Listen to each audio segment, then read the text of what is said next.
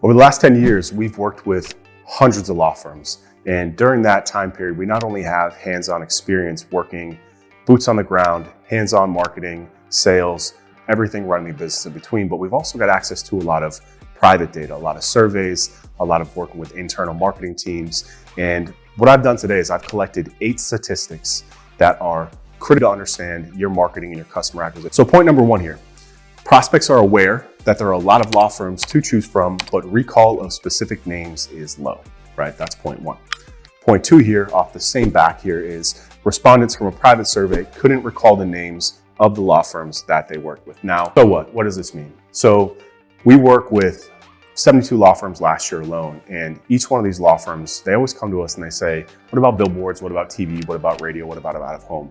And what I always tell them is that billboards are better for your ego. They are not going to drive calls. And the reason is this data shows it very clearly. People do not recall billboards when they're driving down the street. I live here in Miami. If you drive down 95, you will see dozens of injury law firms. And while I know as a consumer that there are billboards on that street, I could not tell you a single one of those law firms. And that's the crux of this problem here. A lot of you want to invest in billboards because it's top of mind awareness, but you're spending a tremendous amount of money for that top of mind awareness, and the recall of that awareness is extremely low. In other words, your money could be better spent in other places. So save your money on a billboard. People might see them, but they don't actually see them.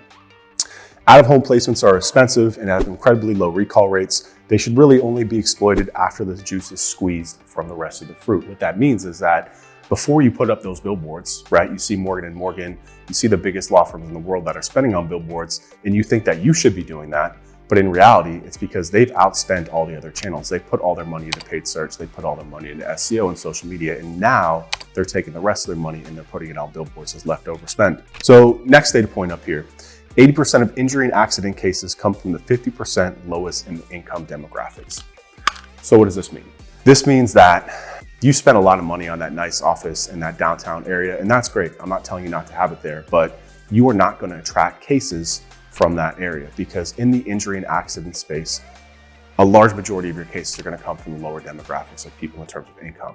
So what that means is that you should also have offices in those areas. You don't have to be there. They can just be satellite offices. And the reason why this is so important is from a local SEO point of view, because when it comes to people searching injury, accident, lawyer near me, what actually shows up is your Google business profile. We're talking about that 3-pack in the maps, right? If you type in whatever your main keyword is, near me or modified by your location, Google is literally going to modify that by your location. And the only way that you can show up for those searches is if you have a verified Google business profile in those areas. And a verified Google business profile requires an office in that space, a commercial lease, something that you can actually get verified by Google.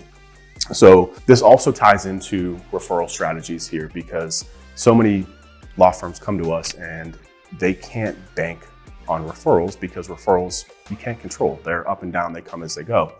And the reason for this being, again, if we take this back to that data point, 80% of cases come from the 50% lower income demographic. If you put yourself in the shoes of somebody who doesn't have a network, right? Let's say it's a construction worker. They don't even know that an injury lawyer is different than a normal lawyer, right? My business partner, his wife is actually an attorney, and he tells me that she's constantly complaining about friends and family that are hitting her up, asking her for legal advice. And she's like, I'm a corporate lawyer. I don't know immigration. I don't know injury. I don't know accident. This is not what I do.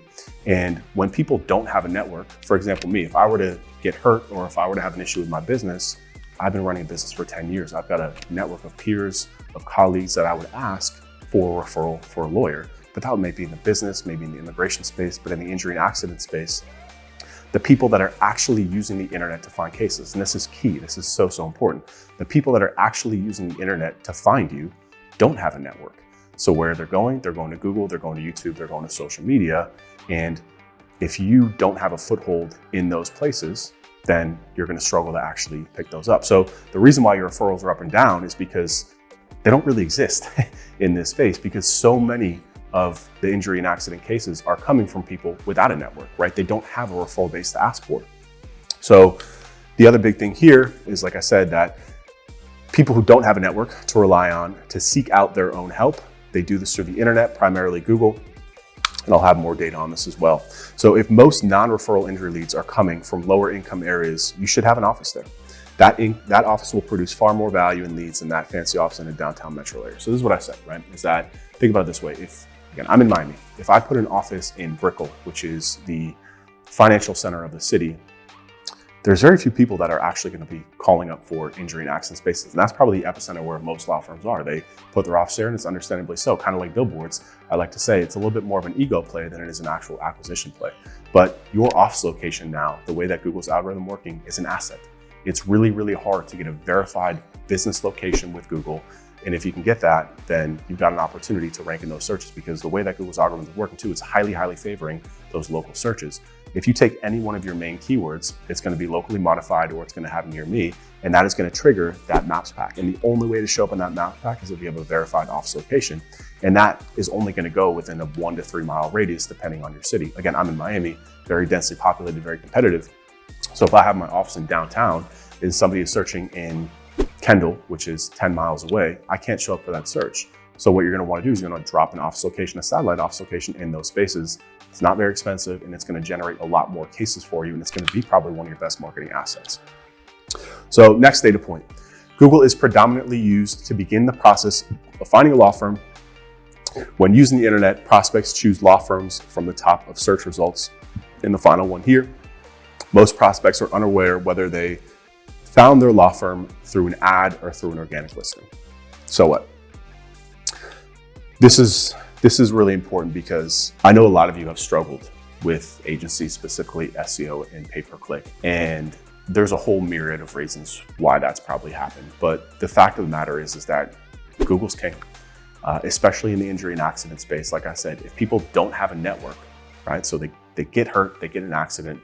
What's the first thing they do? They might ask friends, they might ask family. But if they don't have a network of people who can refer a lawyer, where do they go? The data shows overwhelmingly that they go to Google to search. Google, and then YouTube is a close second behind it. YouTube is the second largest search engine in the world, which also happens to be owned by Google. So when it comes to marketing and lead gen, the only thing that matters is being found. You can talk about brand, top of mind awareness all you want, but the fact of the matter is that the market doesn't care. In this game, especially the injury and accident space, you have to be first. You have to be first. And if you're not first in Google, then you're literally just getting cascaded down and kicked down bad leads. Think about it this way. The top result in Google, whether it's an ad or organic, like the data shows, people don't differentiate. They don't care whether it's ad or organic. They don't know, they don't care. If you have that top spot, you are literally controlling what happens to the rest of the market. Why? Because every single phone call that comes in that's not qualified, what happens? You kick them away, and they go to the second spot, they go to the third spot, and they keep calling, and you're wondering why you're getting bad leads, and it's because you're not showing up on top. If you're not showing up on top, you're just getting kicked down bad leads the whole time. So the cases that are available to you online, people are using search engines to seek out the information, and they're just not finding it. It's really that simple. And again, I know that you've been burned so many times before in the past by agencies, and you can't figure it out. We'll talk more about in some other videos why that's actually happening. Final set of data points here. YouTube is predominantly used for secondary searches and is viewed as highly effective. Only 8% of law firms invest in creating video as a marketing strategy. So what? So why does this matter? If you wonder why your SEO strategy isn't working, it's because it hasn't been altered to meet the needs of your clients.